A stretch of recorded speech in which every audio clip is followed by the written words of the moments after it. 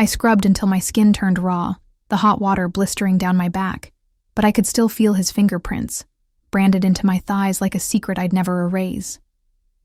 My phone buzzed on the counter, screen flashing his name again and again. I ignored it. My husband was downstairs humming while he made omelets, like everything was fine. Like I hadn't just choked on another man's name while he kissed me goodnight hours ago. I looked at my reflection in the mirror. Eyes hollow, lips swollen, neck flushed, and I didn't recognize her. She looked possessed, like someone who needed it, craved it. The danger, the punishment, the way he made me feel like nothing else existed. I told myself I would stop, that I'd delete every message, block him, forget. But when I stepped out of the shower, I dried off with the towel he had used. I wasn't done. I used to believe in control. Meal plans, marriage counseling, yoga on Saturdays. My life was perfectly measured. 1 cup of routine, 1 teaspoon of affection, half a glass of compromise. Back then, I thought peace was the absence of conflict. I didn't realize it could also be the absence of feeling. Now, I lie awake at night with the taste of panic under my tongue. My husband's arm draped over me like a question I can't answer. Sometimes I think I hear him outside my window. Other nights, I wish I did. It started innocently, like most disasters do. A wine-soaked Thanksgiving dinner 2 years ago. The entire family laughing over burnt stuffing and my husband's predictable dad jokes. I remember watching my stepdad smile at something my mom said, and for the first time, something flickered inside me. Some strange, unwanted awareness. I looked away too fast. I blamed the wine. But it lodged there, quietly, like a shard beneath the skin. "You seem distracted," my therapist says. Her voice is gentle, but I can't stand it today. I want her to tell me I'm a monster. I want her to see the filth under my fingernails, the bruise on my hip I traced with shaking fingers in the dark. I want to confess, but instead I say, work is overwhelming. That's always the easiest lie. Because before the chaos, there really was normal. There was breakfast in bed on anniversaries, my husband massaging my feet after long shifts, lazy Sunday sex and whispered inside. Jokes. I was happy. Or maybe I just thought I was. The cracks didn't roar at first. They whispered. I got tired more often. I started resenting the way he left dishes half-rinsed. I stopped correcting the barista when they spelled my name wrong. Then came the dreams. At first, they were just flashes. A hand around my throat that wasn't his. A voice calling me, baby, in a way that made my stomach twist. When I woke up, my thighs were clenched, and my breath came in broken waves. The past and present blur now. I'll be chopping vegetables, and suddenly I'll remember the way his lips brushed my ear when he whispered something I can't repeat. I'll smell the cologne my husband wears and gag because it isn't his. I'm split down the middle, wife on one side, something feral on the other. I don't know how it happened. Or maybe I do. Maybe I'm just finally telling myself the truth. The favor my stepdad did for me, God, it wasn't supposed to mean anything. A drive to the airport, a shoulder to cry on. But something shifted in that moment. A door opened, and I walked through it barefoot, bleeding, desperate to feel anything. The night it all changed was the night my mother got sick. It was a cold January evening. Rain slid down the windows in thick lines, and I sat curled in a waiting room chair with numb fingers, barely listening as my husband filled out hospital paperwork. She'd collapsed in the kitchen. Blood pressure, they said. Stress, maybe.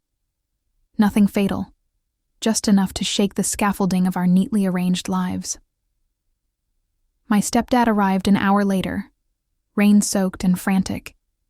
He looked older than I remembered, with streaks of gray in his beard and something wild in his eyes. but when he saw me, his panic softened. "You okay?" he asked. Not "how's your mom?" Not what happened. "You okay?" And just like that, something twisted in my chest. He hugged me, tightly, and I held on longer than I should have. His name is Grant. He married my mom when I was 17. Handsome in a quiet, dangerous way, like someone who once rode motorcycles and only half regretted it. At the time, I'd written him off as a midlife crisis with good taste in leather jackets. But now, sitting beside him in a sterile hospital corridor, I noticed things I hadn't before. The curve of his forearms, the low, rough sound of his voice, the way his eyes tracked mine, too intently. We talked while my husband made calls. About nothing. About everything. About how my mother always tried to be invincible. About how tired I was. How disconnected I'd been feeling. He listened. Really listened. Not like my husband, who offered solutions when I just needed silence. Not like my friends, who always changed the subject when things got too messy. With Grant, I could unravel. 2 days later, he drove me home after a follow-up appointment with the doctor. My husband had to work. Grant insisted. "It's no trouble," he said. "You look like you could use some quiet." I should have known that car ride would be the beginning of the end. We barely spoke during the drive, but the silence between us was loud, thick with things unsaid. My stomach fluttered the way it used to before first dates, and I hated myself for it. I watched his hands on the wheel, veins flexing beneath the skin. I imagined those hands on my back, my throat, between my thighs. I pressed my knees together and looked out the window. He pulled into my driveway and cut the engine. Neither of us moved. "You okay?" he asked again, turning toward me. I nodded, but my mouth betrayed me. "I don't feel like myself lately." He studied me, eyes heavy and unreadable. "Maybe that's not a bad thing." It was nothing, just words, but they cracked something open. That night, I lay next to my husband while he scrolled through his phone, laughing at memes. I couldn't stop thinking about Grant's face in the dark. The way he looked at me like he saw everything, my loneliness, my hunger, my shame, and didn't flinch. I wanted to call him. I didn't. I couldn't. But I started checking his social media again. Old photos from family holidays. His voice on old voicemails he left for my mom. 3 nights later, I dreamed of him for the first time. In the dream, I was in a hotel room, pressed against a window, breath fogging the glass, while his hands held me in place. He was whispering things I can't repeat. My body responded before my mind could catch up. I woke up soaked, breathless, the sheets tangled around me like restraints. I started inventing excuses to see him. Mom forgot her prescriptions. I need help installing the new curtain rods. Can you pick up Ella from daycare? My mother didn't suspect anything. Neither did my husband. It was just Grant being the helpful stepdad, the stand-in father figure. But I wasn't looking at him like a father. I was looking at him like a lifeline. He texted one night, out of nowhere. "You seemed off today. Want to talk?" I stared at the ASAM message for 5 full minutes. Then I replied, "I don't know what I want." His answer came fast. "That's the most honest thing you've ever said." That's when I knew I was in trouble. Because it wasn't just lust. It was clarity. When I was all with Grant, or even near him, I didn't feel numb anymore. I didn't feel like a forgotten wife, a daughter playing house, a ghost sleepwalking through motherhood. I felt alive, terrified, yes, but awake. And that feeling was more addictive than anything I've ever known. Diary entry, January 28th. I think about him constantly. It's like he's in my blood now, like he's underneath my skin, whispering things only I can hear. I want to tell someone. I want to scream it, but I don't. Instead, I smile, fold, laundry, make love to my husband with my eyes closed, and picture Grant watching me from the doorway. It started with little things. A towel left in the bathroom, still warm from his shower. The scent of his aftershave lingering in the hallway when he'd visit Mom. I began to time my arrivals, make sure we crossed paths. I told myself I was being polite, helpful, family. But my body betrayed me. Every glance felt like a caress. Every accidental touch, a graze on the arm, a palm on my back as he leaned past me in the kitchen, sent shivers down my spine. I started dressing differently when I knew he'd be around. Lower necklines, softer fabrics. Lipstick I hadn't worn since college. I stopped recognizing myself in the mirror. Imagined conversation, number 1. Tell me to stop. I can't. You don't even feel guilty, do you? I do, but it's not enough to make me leave you alone. The fantasies bled into everything. I'd be in the middle of a PTA meeting and zone out completely, picturing him behind me in the janitor's closet, whispering all the dirty things he'd do if I just gave in. I'd get wet during conference calls, flustered at red lights. My thighs stayed pressed together most days like they were holding in a secret. I deleted our texts every night, then reread them in my mind until I could recite them like scripture. Text thread. Deleted. Me. Sometimes I think I made you up. Like you're just something I invented to punish myself. Grant. Or maybe I'm the part of you you've always been afraid of. Reality slipped sideways. I saw him in crowds, at the grocery store. Once I followed a man who looked like him down 3 aisles before realizing it wasn't him at all. I nearly cried in the frozen food section. Then came the hallucinations. I'd wake up convinced he was lying beside me. I'd hear his voice in my head while I folded my daughter's laundry. You don't have to be good. You just have to be real. I wrote his name in the condensation on my bathroom mirror one morning. My husband came in and asked what it said. I wiped it away before he could finish the sentence. Diary entry, February the 2nd. I caught myself smiling at nothing today. Just the thought of his fingers on my wrist. That slow way he looks at me like he's undressing every thought I've tried to bury. I want him to ruin me. No. I want him to free me. Or is there a difference? One night, after dinner at my mother's, I offered to help him load boxes into his car. She'd cleaned out the attic, old things, forgotten things. We were alone in the driveway, streetlight casting shadows over his face. You've been different lately, he said, reaching over me to close the trunk. Our bodies were inches apart. I don't know what you mean, I lied, my breath shaking. I think you do, he said, voice low. I see it in your eyes. I couldn't stop myself. I touched his wrist. Just that. Bare skin. Heat. He didn't pull away. Say it, I whispered, heart pounding.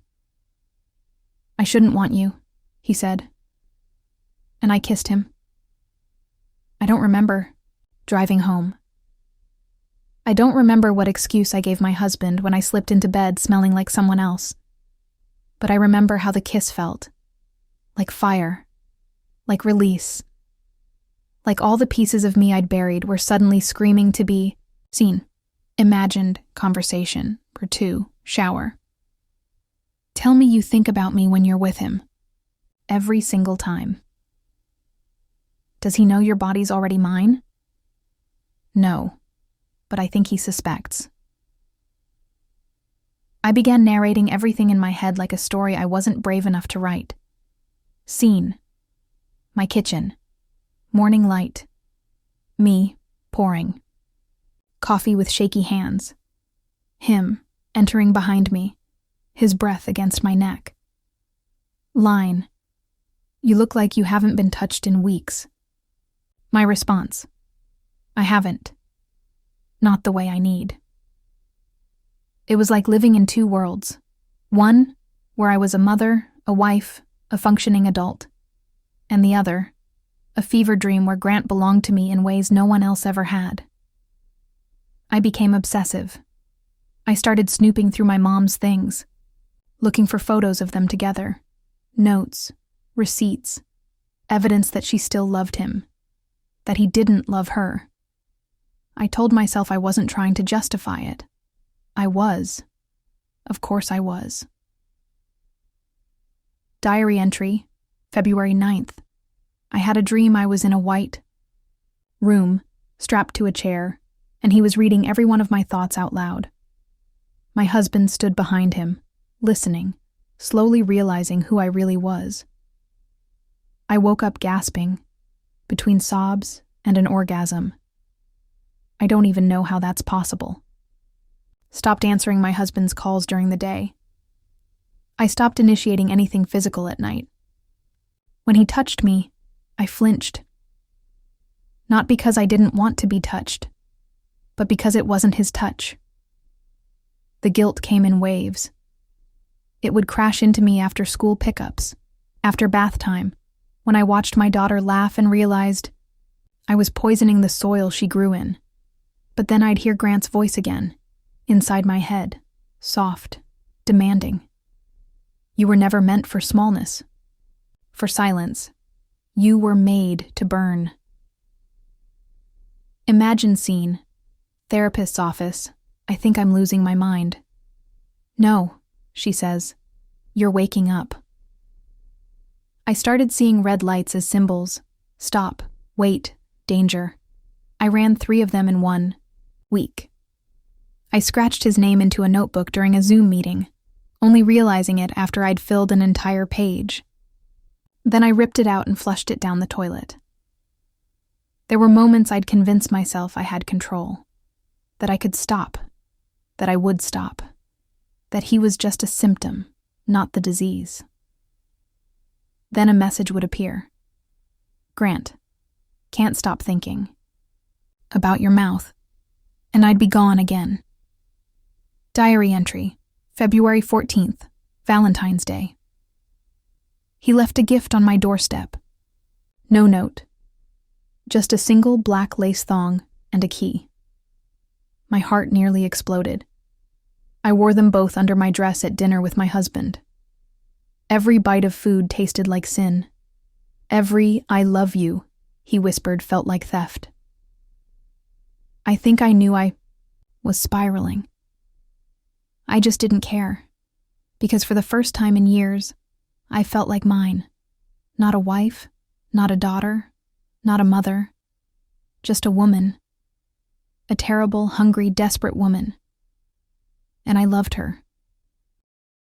The first time we had sex, I cried afterward. Not from guilt, not at first, but from the sheer violence of wanting something so badly for so long, and finally getting it. It felt like a dam bursting.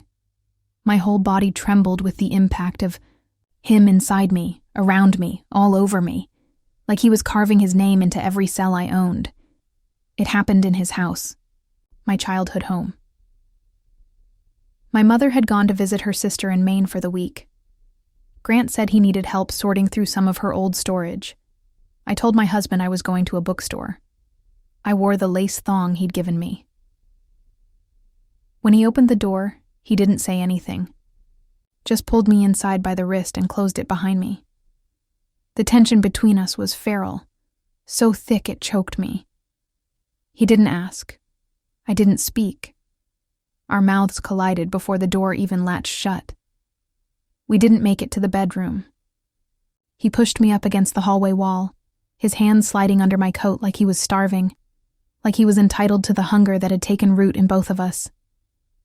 He ripped my tights. I gasped, a sound somewhere between pain and ecstasy. He didn't stop. and I didn't want him to. Later, when it was over, I sat on the floor of what used to be my old bedroom, knees pulled to my chest, shaking. My coat was still half on. My lipstick was smeared like war paint.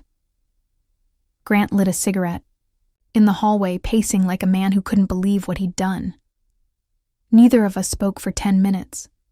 Then he knelt beside me, brushing hair from my face. "You okay?" he asked, voice hoarse. And I said, "No." But I didn't leave.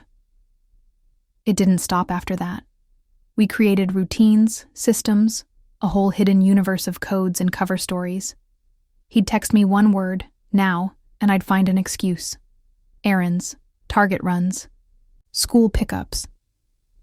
I became so good at lying, I started to believe myself. The sex wasn't always gentle. Sometimes it felt like punishment. Like we were punishing each other for the people we were outside those rooms. We scratched, bit, whispered, things that made me hate myself, and then beg for more.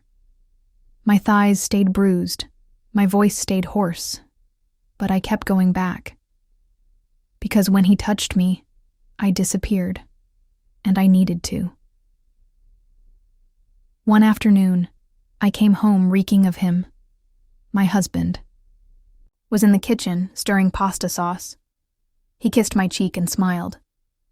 "You smell like cinnamon," he said. I nearly vomited. Once we did it in the back seat of my car, parked behind a church. Afterward, I saw a family walking out of service, holding hands, laughing. I sat there half naked, hair tangled, with his cum still dripping down my thighs, and I wanted to scream.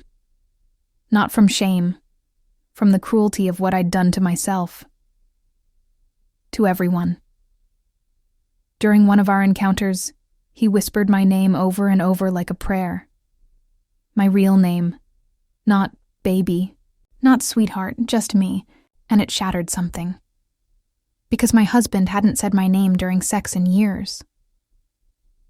Sometimes I'd close my eyes while I was with Grant and picture my wedding day. Not to relive the joy, but to measure the fall. I imagined myself in white, standing beside the man I was now betraying with every inch of my skin. I remembered his vows, his tears, the way he'd held my shaking hands. And then I'd feel Grant's mouth between my legs and wonder if I was always meant to fall this far. I tried to stop once. I blocked his number, ignored his emails, swallowed the ache like a pill. My husband. And I went out for dinner that week, some trendy new place with candlelight and jazz. He reached for my hand across the table and said, "You seem happier lately." I nodded, smiled, and excused myself to the bathroom, where I sat in a stall, biting my fist, shaking with withdrawal. 2 hours later, I unblocked Grant. "I can't breathe without you," I wrote. He replied instantly, "Then stop trying." 1. Night. After another rushed, brutal session in a motel off Route 9, I looked at myself in the mirror. My mascara was smeared. There were bite marks on my breast. My wedding ring glinted against the cracked porcelain sink as I washed my hands. I stared at that ring for a long time, and then I took it off. Not permanently, just for the night. But it felt like the beginning of something irreversible. The affair wasn't just about sex. It was about being seen. Grant looked at me like I was both holy and unholy, like I was the sin he'd been praying for. He made me feel powerful and powerless, sacred and ruined. He told me once, mid-thrust, "No one's ever going to fuck you like I do." And he was right, because it wasn't just my body he was inside. It was everything. My mind, my past, my sense of self. He entered places even I hadn't dared to explore, and I let him. Again and again. It unraveled on a Thursday. Not in some grand cinematic explosion, but in a tiny, stupid way. A detail I should have caught, a carelessness that proved I was no longer in control. I forgot to log out of my email. My husband had borrowed my laptop that morning, just to order something. A gift, I think, for me. I came home to find him in the living room, eyes hollow, hands trembling, staring at the screen like it had punched him in the face. He didn't look up when I walked in. He just asked, quietly, "Who's Grant?" My stomach hit the floor. There were hundreds of messages, some just lines, some entire confessions, things I had written in the middle of the night when I was raw and reckless. Things like, "When I come home from you, I smell like a stranger, and he kisses me anyway." Or, "He tells me I'm beautiful and I feel like a thief." Or the worst one, "Sometimes I wonder if I love you more for destroying me." I opened my mouth to speak, but nothing came out. I couldn't lie. Not this time. He looked up, at me, and I'll never forget the look in his eyes. It wasn't anger, it was devastation, like something had died inside him. "You slept with your mother's husband," he said. It wasn't a question. I nodded. And just like that, everything collapsed. He packed a bag in silence. I followed him from room to room, whispering fragments of apologies I didn't believe in. I didn't mean... I was lost. I didn't know how to stop. None of it mattered. The betrayal had a shape now, a face, a name. And the man I'd once promised everything to couldn't even look at me. He left without slamming the door. That made it worse. I tried calling Grant. No answer. So I drove to his house. My mother's house. My old home. He opened the door half-dressed, eyes wide with panic. "What are you doing here?" I stepped inside anyway. My world had already burned. What was left to protect? "He knows," I said, voice hollow. Grant stared at me like I was contagious. "You said this was private. You promised me. Do you think this was ever going to stay buried?" I snapped. "We did this. We tore it all down. What did you think would happen?" He ran a hand through his hair. "Your mother can't find out." And that's when I felt it. The crack. The shift. Something inside me broke in a clean, cold snap. Because there it was. The truth. Naked and ugly. This wasn't love. Not really. It was escape. From my marriage. From motherhood. From boredom. And for him, it was just sex. Just danger. A power trip. I'd ruined my life for a man who didn't even want the consequences. "You don't love me," I whispered. He looked away. That was answer enough. I drove home shaking. Every room felt like a crime scene. The kitchen where I'd laughed with my daughter. The bed where my husband had kissed my forehead. The mirror where I'd wiped Grant's name away over and over like it wasn't tattooed into my brain. I opened a bottle of wine. Then another. Then I wrote. Pages, dozens of them. Letters I'd never send, thoughts I'd never say out loud. Memories, confessions, madness. It poured out of me like blood from a wound.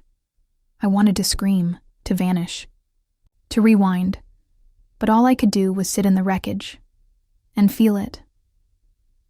The next morning, I found a voicemail from my husband. Just one line. "I'm filing. Don't contact me unless it's about her. Her. Our daughter. The only innocent in the whole damn mess." And that's when I finally broke. I fell to my knees on the kitchen floor, sobbing so hard I thought I might throw up. Because the fantasy was dead. The escape was over. There was no sexy secret left, no forbidden thrill. Just silence. Just the ruins of a life I had once loved. Until I didn't. Grant never called again.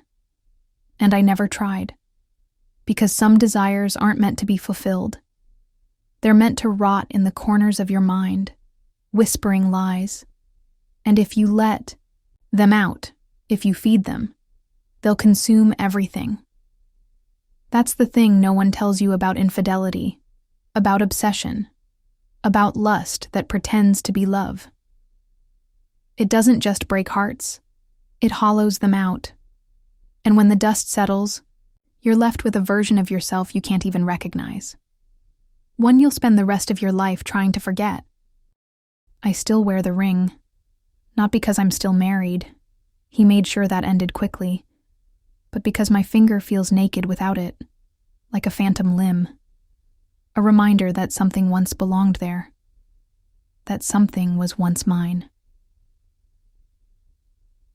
The house is quiet now. Too quiet. The kind of quiet that makes the walls feel like they're listening. My daughter stays with him most weekends. She doesn't ask questions. She just hugs me tight, like she knows something broke. But she's too young to understand where the cracks began. I don't date. I don't sleep much either. Nights are the worst. That's when the memories slither in, uninvited. I'll be folding laundry or making tea, and suddenly I'm back in that motel room, back in his mouth, back in that sick, sweet spiral that made me feel like I was burning alive, and loved it. Sometimes I dream he's behind me in the shower. Sometimes I wake up and think I hear his voice outside my door, but it's never him. Just ghosts. That's all I have now. Echoes of choices I can't undo. I see myself in reflections, storefront windows, bathroom mirrors, and don't recognize the woman staring back. She looks older. Not in her face, but in her eyes. Like she's been through war and lost.